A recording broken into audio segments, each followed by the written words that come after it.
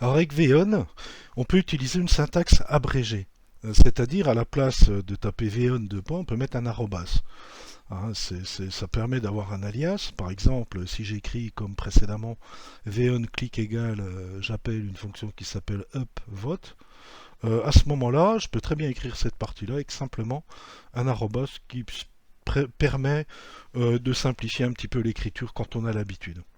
Alors oui, il faut faire attention, c'est que quand vous utilisez certains événements, vous allez déclencher un traitement et éventuellement une réinitialisation, notamment pour les formulaires.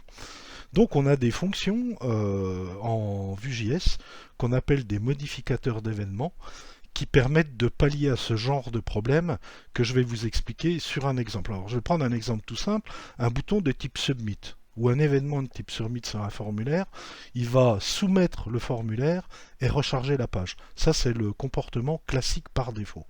Alors dans certains cas, on veut utiliser le formulaire sans soumission, ce qui est souvent le cas des applications front-end, parce que généralement en développement classique, on va dire back-office, front-office, on soumet le formulaire est soumis, les champs sont vidés, et puis on passe à autre chose.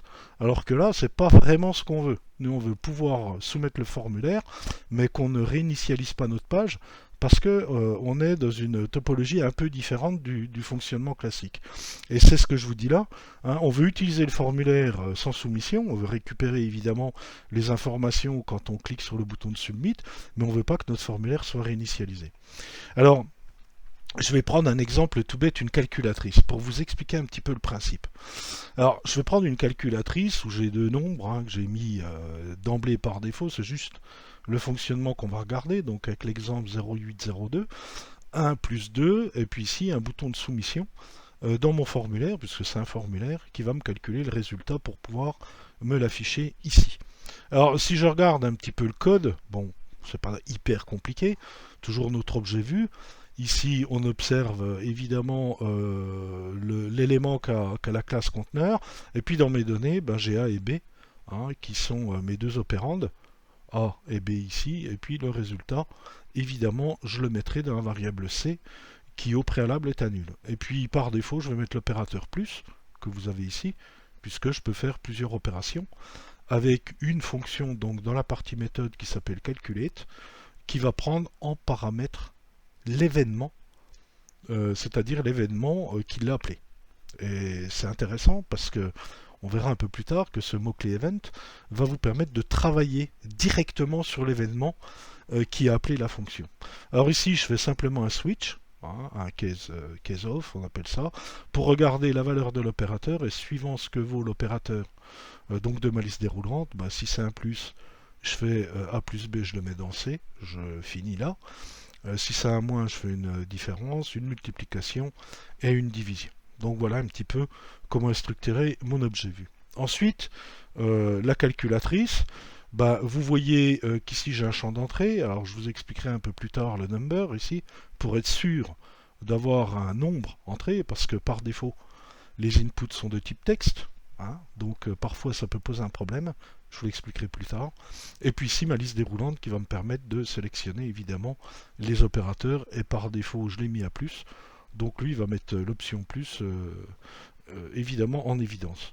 Et puis ici pareil, même principe que le A, le B, la valeur de B, et mon bouton de type submit, donc qui va soumettre mon formulaire, forme, en appelant la fonction calculate. Et vous voyez, malgré que j'appelle l'événement, je ne l'ai pas précisé ici, parce que il prend automatiquement, quand on précise quelque chose ici, vous pouvez l'appeler Toto, pour lui, ce sera l'événement.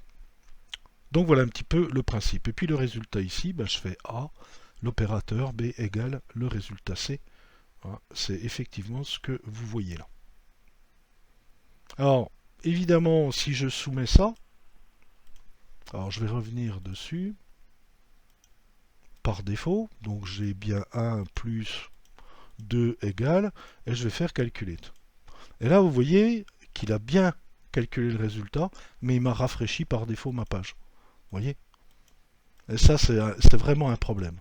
Alors pour ça, on utilise ces modificateurs d'événements. Quand on est dans ce cas-là, évidemment. C'est-à-dire, on ne veut pas qu'il rafraîchisse le formulaire. Mais par contre, on veut le traiter. Donc à ce moment-là, on a deux solutions. Soit dans la fonction de calcul, comme on a l'événement, on va mettre événement.preventDefault. Ça va permettre d'empêcher la réinitialisation, donc la soumission du formulaire.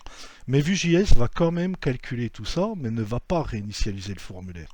Donc si vous avez ce problème-là, vous pouvez faire ça, ou autrement, utiliser un modificateur d'événement. Donc il y en a un certain nombre, nous c'est surtout celui-là qui nous intéressera. Donc soit on le met directement dans la fonction, soit on le met directement après le clic.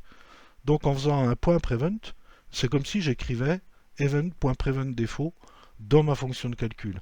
Et ça va me permettre évidemment d'appeler la fonction de calcul, de calculer, et de ne pas réinitialiser le formulaire dans le cas surtout d'éléments de type submit. Alors je vais recorriger un petit peu mon programme. Donc ici je vais le mettre, alors je pourrais le mettre, c'est pas celui-là, c'est le 0802. Alors je pourrais le mettre ici, hein, event.preventDefault, là ou l'autre. Moi je vais simplement le mettre ici, prevent, pour dire attention, je veux pas qu'on réinitialise évidemment mon formulaire. Alors si je reviens cette fois-ci sur la page, je vais la réactualiser, 1 plus 2 égale, calculer, évidemment comme il m'a fait l'event.preventDefault avec directement sur le bouton clic, à ce moment-là le formulaire n'est pas du tout réinitialisé.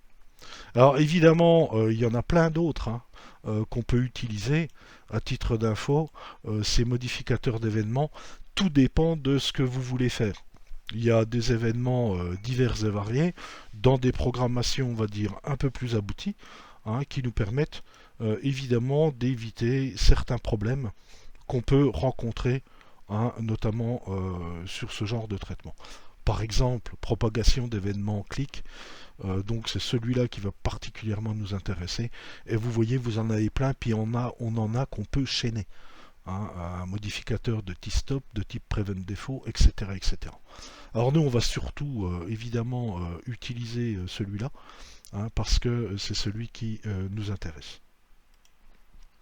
On a aussi par exemple des modificateurs de clés pour les événements de clavier. Bon, ça on ne les utilisera pas, mais sachez-le, si vous voulez faire un petit jeu, je ne sais pas, des choses comme ça, vous avez la possibilité, par exemple, en utilisant le VONKEUP, alors là j'ai mis directement l'arrobas, sur la clé sur la touche quel caractère 13, entrée par exemple, à ce moment-là de calculer. Ce qui permet de plus utiliser la souris, mais d'utiliser des raccourcis clavier par exemple. Donc on a pas mal de choses qui permettent ce qu'on appelle les key modifiers, de pouvoir les utiliser directement.